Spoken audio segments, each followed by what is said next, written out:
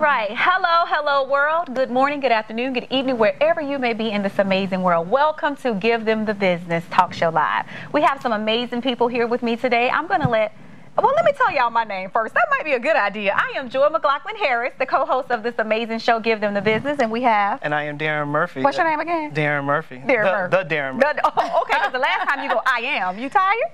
No. You good? Okay, I just want to make sure. I am the... There it is. Darren Murphy. That's what I was looking for.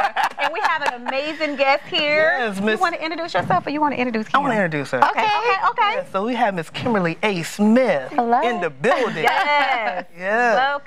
Welcome. We are so happy to have you. Thank you. It's good to be here. Yeah, thank you so much. You're so pretty. I told her that earlier today. Oh. When we have people like Kim come in, y'all need to let me know. I need to put on my good clothes, and have my good makeup done, Just like when what's her name, Shanika came. She's a hairstylist, so she came in here looking like she was off the runway. I was like, okay, she looked good. She looked good. But guys, we're gonna dive right in so we can give you the business. Yes. This show is one of my favorites. You know why it's my favorite show, right? I already know. Why is it my favorite show, Derek? Because we're talking about SWOT analysis. SWOT analysis. Oh, wow. Guys, SWOT analysis is so important. Yes. I'm going to tell you what the each letter stands for in the SWOT analysis, and then me, Kim, and Darren, we're going to dive right in. So we have the SWOT. The S stands for strengths. That sounds like a song. Yeah, I know, right? The SWOT. Yeah. SWOT. All right, we just need the drums. SW. Okay. So we got focus. Come back in. But the SWOT analysis is just what it says. And when I tell you what each letter stands for, you'll understand it clearly. So you have the S in the SWOT analysis, which is strength. Yes. Then you have the W, which is weaknesses. The O, which is the opportunities, and the T, which is the threats. Yes. Right. So now we're going to dive in, and we're going to really break down each one of them. So which one of y'all want to take the S and talk about the strengths in your business? What is that? What does it look like? Kim, Darren, which one of y'all want to dive in? I'm going to let, we got to guess. You going to let Kim dive? Okay. I was going to take it anyway. So it's important to That's make one sure of my you brain guys words. Yeah, we're going to let you take the S. Wow. And the cool thing about the SWOT analysis is you can use this method for your business, for within your corporation, if you're an employer or employee, and as for your house. Yeah. So it's for relationships. So it's a really great method that can be translated into different areas. So I think that's the cool thing.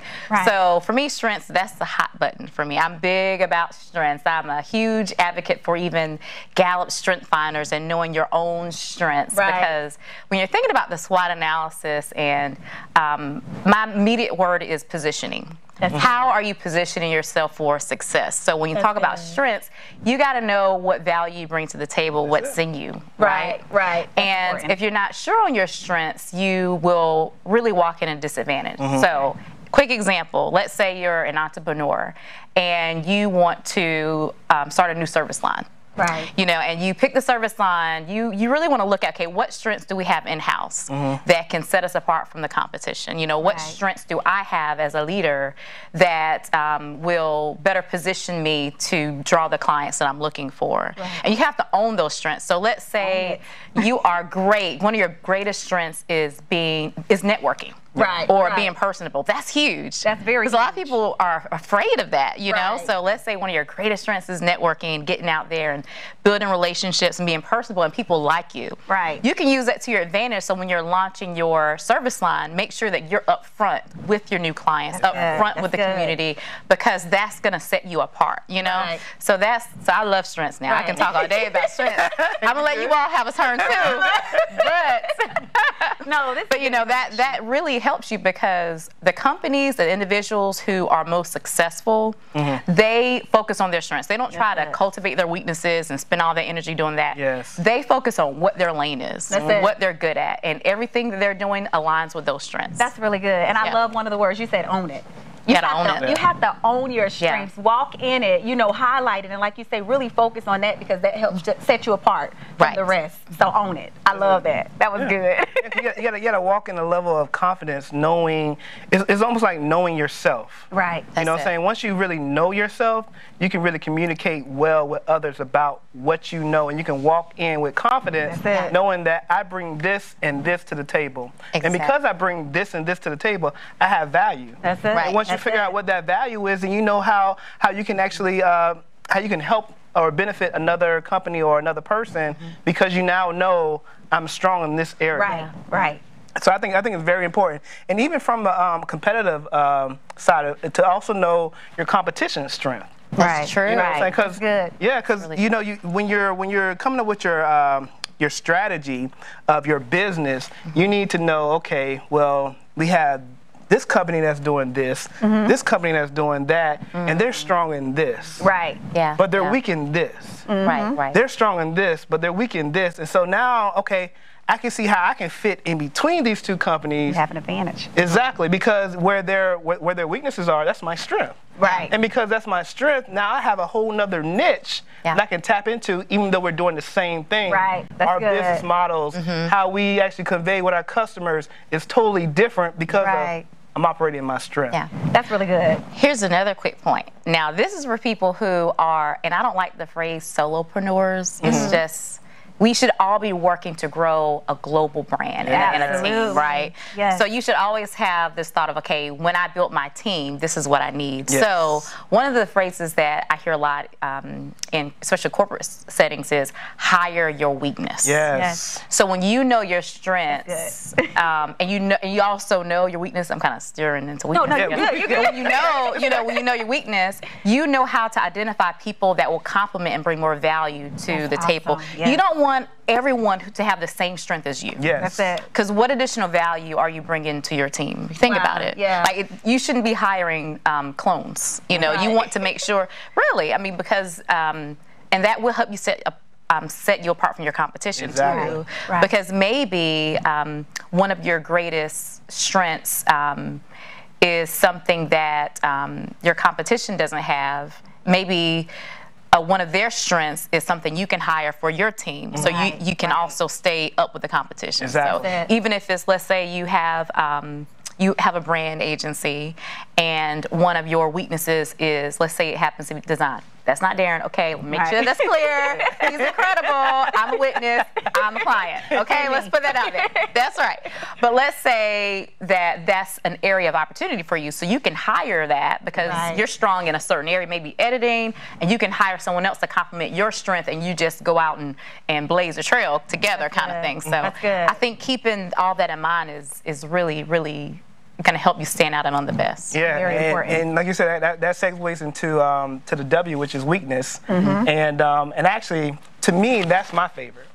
Cause really? Yeah, because you know. Tell me why. Like, tell me why. Because everybody wants to boost your head up, say, "Oh, you're so great at that," or "You look," you know. But no, tell me what I'm weak at, so I can develop and get better. And when I know what my weaknesses are, I know what I need to focus on. Either, like you said, either hire somebody to do it, or develop.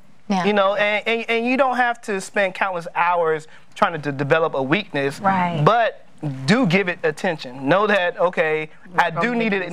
At least to be able to have a conversation about it. For example, if my weakness is time management, then what I need to do is I might not become the master of time management, but I need to at least understand the dialogue, the process. Why am I weak? Because there's always a why attached to it. You know, like I was telling another guest earlier that I don't like to read. You know, but I know that, and I'm changing it slowly. But my why is because when I was younger, my punishment was to read. So every time I open a book, I'm thinking I'm getting punished. Wow, now that's powerful. That right there, that's a show all in itself. Yeah. We need to talk about that. I'm telling you, that yesterday, that's good. I'm telling you, it can keep you in a place of stuck if you don't work on it. Exactly. So being aware, and I think that helps to keep you humble as well, because you actually know what your weaknesses is, and you know you can always continue to work on them. But I think the most important thing I hear from both of y'all so far is you have to be aware of what you know. What are your strengths? What's going on? You have to be aware of your weakness. If you're not even aware, how are you going to make those weaknesses better? Or hire someone that, you know, in your area of weakness that can help make your whole team overall better. So you have to be aware. You have to be aware. Yeah, because even in the hiring process, like if you're not, if somebody comes in and say, okay, hey, I'm really good at time management, I can do this, this, and the other. If you're not aware as far as what process you need for your business model, they can be selling you on something that will not help you. in the long run. Even though they're good in this area, that's not what you need. Right. But you need to at least know and be aware. And, you know, you bring up a great point about being awareness, because there's some weaknesses we can't avoid. Right. Yeah. Right. You know, and just talking about entrepreneurship, if you don't have a strong business acumen, you know, you struggle with financial management. Right. You know nothing about numbers in that way. Yeah. You either need to groom that, or you need to have an accountant help you, because you will always be limiting yourself. That's really there's some things you can ignore with weaknesses. Right. So it's great to focus on strengths, and I love that, but you have to make sure that you address the weakness in the right way. You coming on my side with the weakness now your favorite? No, it's not my favorite. I'm still on the strength side. Okay. I'm a gallant advocate. But I can see why you, like you said, with the strengths of that being your favorite, and then the weaknesses, why that's your favorite. Because, like you said, both of them are important. Because when we get on opportunities, that's one of my favorites. So it's just, I know. It's just kind of so with my company as a coach and a leadership expert, our brand promise is to teach people how to stand out among the best. Yeah. So that helps you understand. That's why I love strength. Right. Yeah. And it makes sense, just like why your weaknesses make sense. So that's awesome. I mean, so guys, you have to be aware. We're continuing to go down to SWOT. And one of the things that I do differently as a business owner, I used to do a SWOT analysis like once a year. I had to stop that and start doing it at least once a month, because you'll be amazed how some things can change in 1 month, as far as this could have been a strength this month or at this time in your company, but then something shifted and it kind of changed it a little bit. So that's important too, to make sure you're doing your SWOT analysis more frequently. Yeah, I can see that. I can see how like the changing of the time or the season can, you know, make you change what your strengths and weaknesses are, or even just be aware of what they are because of the season. Right. Because in the beauty industry, I can say, you know, a strength could have been, you know, me, I have something in my building that other salons didn't have, like suites or something like that. But then next month, it's 10 people that opened it up because they've gotten the vision. The market changes. The market changes. So for me now, I have to do something different and hone in on what's going to set me apart from all of those 10 that just became my strength. That was, you know, a strength. That's it. Now their strength is the same that mine was. So that's what made me start doing it more frequently. Like, you got to do SWOT analysis more frequently, not just once a year. Yeah. You got to do it more. And that's why it's very, very important for your business and your business model to be scalable. Right. Because when that happens, you already have to know that eventually this is going to happen. Right. You know, just like, for example, during this video podcast, you know, a lot of people didn't really know about it, but now that it's being pushed on social media and stuff like that, you have a lot of people trying to do it. So you have to figure out, okay, well, since they're doing it, okay, why are they going to do it with me? Right. Why should they do it with me? And what's the difference? Yeah, because when you're doing it frequently, you're in a constant state of innovation almost. So you're constantly trying to be creative and stand out. But I really think, and we might go over this at the end, but it needs to go deeper than just the SWOT. I mean, if you're going to do a major shift, like a new service line, you need to have a cost-benefit analysis. You may need to throw in a good, strong business plan, you know, or something to go deeper to look at all the. So once you pick that role or that path in your business strategy, it's okay, well, what's this going to cost me? What's the risk involved and all that? So as like a follow-up, but that frequent evaluation is critical. Really on a monthly basis, like in your monthly team meetings, your executive meetings, or whatever, your meetings with your board. Even if you don't have a nonprofit, I think it's great for you to have a personal board for your life in general. You need to make sure you're constantly evaluating you know, that analysis. Right. So before we go to one of the reasons why I knew you would be perfect for this show is that you really focus on analyzing a business. And I really believe that with revisiting things frequently, you need to have intel and information to base all of those decisions off of. Yes. So kind of tell people what they should be thinking about when you think about analysis and actually, you know, okay, you're starting this business, you're doing X, Y, and Z.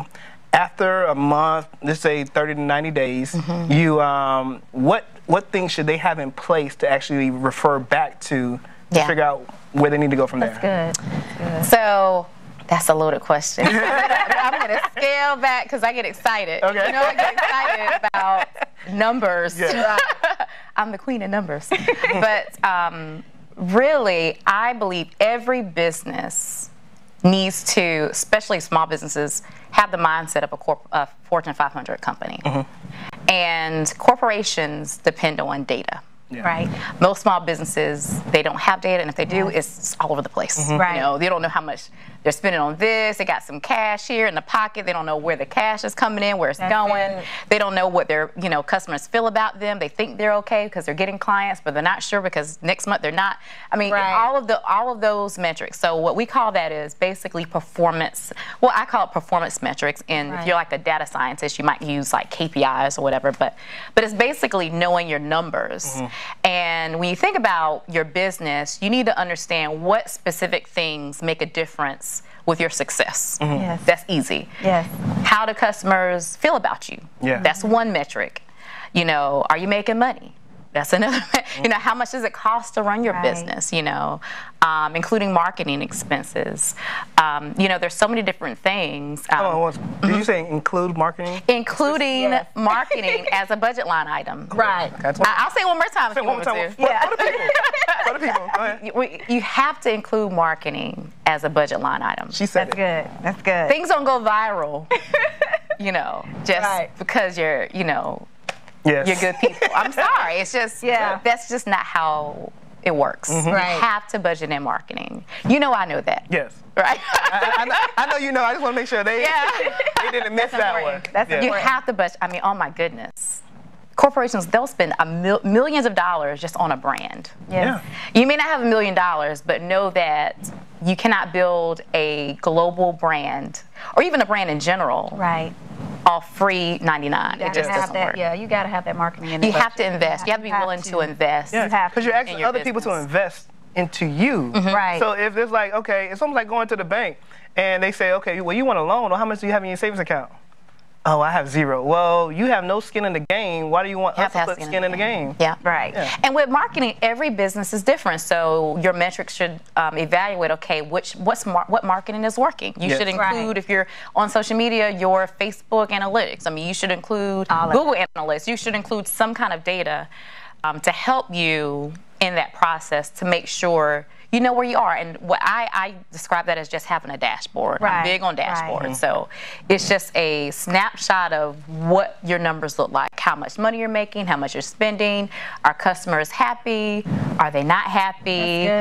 If you think they're happy, but your customers are going down, what's going on? What's out there? It gives you kind of a glance, a high view of, okay, the current dynamics of your business. Now, our company, we can help you get that together. You know, but it's important that you have that, and you have an awareness of it to help you plan for the next year. You know, how can you do a SWOT analysis if you don't know your state? You know, it gives you information, and information is powerful. Helps you make meaningful and wise decisions with business, because as a small business, I believe your money is precious. You can't risk guessing. Well, you know, I mean, that's how I treat it. I mean, you should. I mean, it's valuable. You can't just say, oh, okay, I'm going to throw my money at this time. Okay, what thought went into that, and where did that knowledge or insight come from? It has to come from somewhere. That's it. So having that mindset of being aware of your business operations and I mean, my background's operations, so you got to know what the current state is, and where your money is going, where your expenses are, your net income per new client, all that. You got to know those numbers.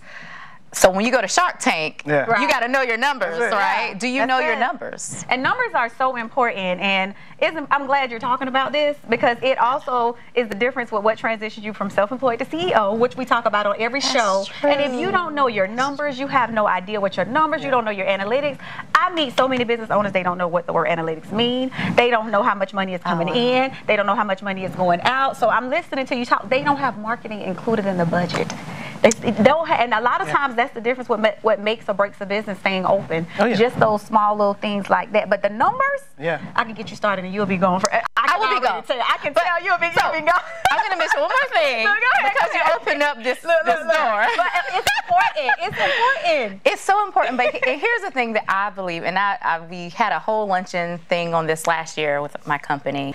But you have to treat your life like a business first. I feel as though it starts at home. Oh, I love Kim. You have to treat your life. My new sister. Thank you. Oh my God. But you really got do. my baby jumping. You got it jumping. I know. Oh Lord, because I'm about to run. I know. But it really is a mentality. It is. And because, for example, you could be incredible, and people have told me this before. You can be an incredible employee. You could be helping the company save money, reduce waste, and be fiscally responsible and all that stuff, and you launch your business, and all those skills may not automatically translate. Right. You know, and it starts with how you, just what your mentality is. Yeah. I think that will help you position yourself better as a business leader. Right. And here's what we do in my house. So for the past, I'll be married 8 years in October. Congratulations. Thank you. Yes. So awesome. 8 years to my honey. I love you, Terrell. And every month for over 8 years, he did a month-end close. Wow. Don't say we're weird. I did say that for a while, but like, well, you don't understand literally right now. well, I mean, he's an accountant too, so and I'm an operations person, so he says, okay, this is the budget. I'm like, but I can use this and move it here. That's you know, so right. But literally, we have a for real month-end close process. It's not just, oh, let's review the budget. No, there's a formal month-end close process for the past 8 years. We can account for every single penny we've ever spent, invested, saved in the past 8 years. That's awesome. So we have we literally called ourselves T&K Operations. I mean, we're weird. That's all right. So but we have a mentality of, okay, what are we investing in? Where are we going? Where are we growing? Exactly. So when you have that growth mentality, which everyone can, That's it. then, and you apply that in your house, you train your children to have that mentality. Hopefully you're raising up new entrepreneurs in your family. Right. Then they're going to have that mentality as they're looking for opportunities to grow. When you have that growth mentality, you're going to be an incredible business owner. It just sets you completely You know, apart. it really does. So you look for opportunities to invest and all that. So I love Kim. Y'all know why, because y'all know me. I'm coming back. And look, I know. Yes. I'm always telling people to run your personal finances like a highly successful business. Right. And then I'm listening to you talk because I'm newly married. But we actually sit down, thank you, at the end of the month. We don't call it month close, but I'm going to adopt that if that's okay. Call it month-end close. And I can tell you, month-end close, that's my new name. I can tell you if we went over by peanuts, I can account for every day. They always laugh at me, but that's how serious it is. And you should do your business the same way. That's how serious it is. And then the other thing you should add is every January we have an annual review meeting. We have like a business meeting. We make sure we review our goals. We look at, okay, what did we accomplish last year? Did we do this? Or what happened to this goal? I mean, and how much have we given? Because we have giving goals, you know, even for ministry. Okay, how much have we given this year compared to last year? What does that graph look like? You know, we really want to grow into what our vision is, because guess what? We have a vision. That's all I'm about to say. And everything you do, you need to write the vision and make it plain. Because at the end of the day, like, the people perish without a vision. That's it. So That's it. your marriage can perish without a vision. That's good. That's good. we just take one in the marriage. But you know what? This is but it's business too. That's it. Yeah. That's it. That's right. But before you run out of time, I know. we got the O. Oh yeah, we got the O in the C.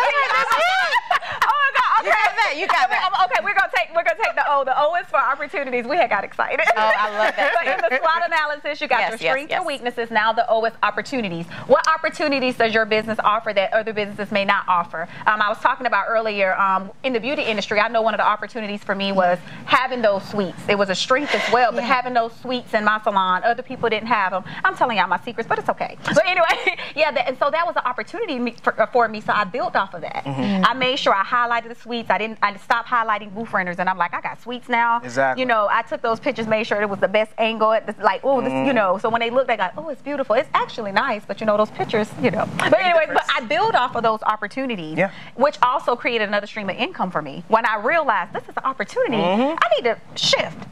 So it was doing that SWOT analysis that I realized, hold a minute.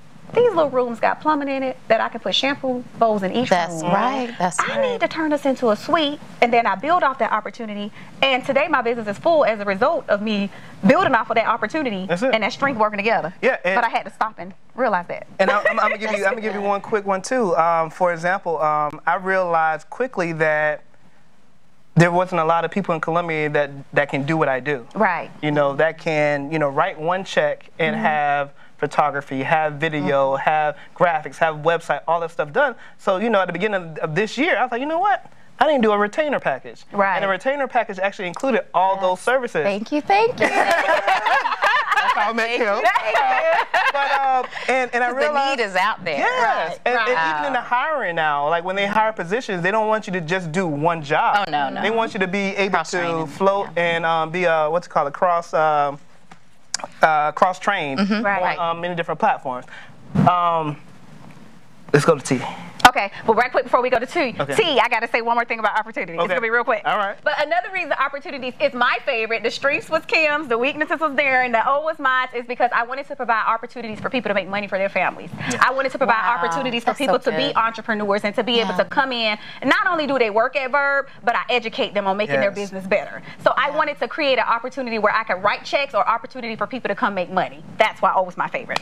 All right, moving right along to the T, which is the threats. We're going to do the threats together.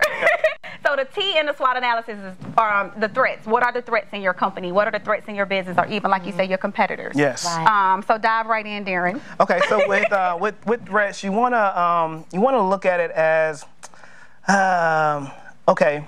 So if I have this weakness, because I have this weakness, I could possibly occur a threat.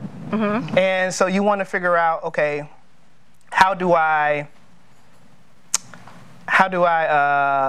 well, first address it, know what it is, be aware of what it is, and then how do I change that for my benefit? Right. And threats could also be your competitors or other people in your market. Like they may present a threat to your business because, like in my parking lot, it's 5 salons or whatever. So it's kind of like I have to hone in and, like you said, build off of those strengths, build off of those opportunities, work on those weaknesses, and then that'll help me to make my threats better. That's it. So I think that's pretty much, you have to look at your competitors as well with the threats. Absolutely. And when I think about threats, I think about risk. That's the first word that comes to mind. And when you think about risk, you have to really, it's good to know what the risk is. So you can, like you said, mitigate that risk. You can kind of prepare and go around it or address it, so to speak. That doesn't mean that the direction you're trying to go in should not happen. You just have to be aware of the reality of the situation. Exactly. Almost like a security system at a house. Exactly. You know that, okay, I have this perimeter covered, but this one's not, then I need to look at what can I do, what can I get and put in place to cover that issue so that I don't have a threat against my home. Wow, y'all, this was good. We got so excited. The time went so fast, but make sure you guys are doing SWOT analysis, not only in business, but as well as in your personal life. And you look at what those strengths, those weaknesses, opportunities, and threats are for your company. Don't do it yearly, do it more frequently so that you can make sure that you stay on top of things. And like Kim was saying earlier, sometimes you may do it and realize you need to go deeper. You need to dig deeper and pull some other things out to find out what needs to shift. Exactly. And I think even in the book, we actually quote doing it for every 30 to 90 days. Do a different SWOT analysis, just because you're going to be at a different place, so you need to constantly evaluate. It's everything. It's everything for the survival of your business. You need to know. That's it. And I think the one word we talked about is just being aware. That's it. So before we run out of time, if you don't have the Journey Workbook by me and Darren, make sure you guys log on, get a copy of it. We have a link here where you can just get it. Or if you, are we going to give away a book this show too? Give away a book. We give away a lot of books, but we want to bless someone. I know. I love that. So we're going to give away another book. All you have to Signed copy? Signed copy. Okay. Signed copy. All you have to do is put a comment of something that you learned from today's show. We're going to pick a comment, and you may be the winner of this book. We want to bless you so you can start your journey to business ownership the right way the first time. The first person that says, the first person. Yes. Okay, the first person. I learned this, this, and this. All right, guys. We want to make sure you can get in contact with Kim. She talked about a lot of great things, helping your company get those numbers right, that structure right. And I'm going to let her highlight what it is that she does and give you her information, as well as talk about the upcoming conference. Absolutely. So again, Kim Smith, and I work with very high-performing, success-driven leaders and entrepreneurs to help you stand out among the best in the competition. And excited about growing my team. And you can reach me directly by heading over to the website. That's www.thepositivityacademy.com. You can also contact our office at 803-470-1917, extension 700. So the cool thing is we do have a conference specifically for leaders and business owners. It's entitled Promoted into Purpose. Yes. I love it. So excited about the conference. It's scheduled for Friday, October 20th and 21st at the Hilton Columbia Center. Beautiful venue in downtown Columbia. We have some incredible speakers coming in. I mean, the Atlanta Hawks brand is going to be in the place. We've got people representing Coca-Cola. I mean, it's going to be an amazing conference. So if you're ready to up-level in your business or career, you need to be at the conference. So you can head over to promotedintopurpose.com. I'm going to be there. Yes, I know. I'm going to be there, too. I hope I'm in town that day. You will be in town. Let's go ahead. I'm going to send you a meeting request. Okay, okay. Right. Is that the same conference Karina's speaking at? Karina Dykes? No. Okay, because I know she, I just told her I was going to be there to support her. I feel like it's a lot going on in October. But I got to go check the dates. But I want to be to all of it. I'm going to just have to go 30 minutes there. Then I'm going to come over to Kim. You got to go. Yeah. Yeah, so we have about 10 speakers coming in. Some brand experts, some business experts coming from San Diego, New Jersey, Baltimore, Texas, Atlanta. Yeah, you want to be here. Yeah, I want to be here. You all need to be here. Great things are happening in Columbia. That's right. Yes, yes. So we want to thank you guys again for tuning in to Give Them the Business with Darren Murphy and Joy McLaughlin Harris. And until next time. God bless.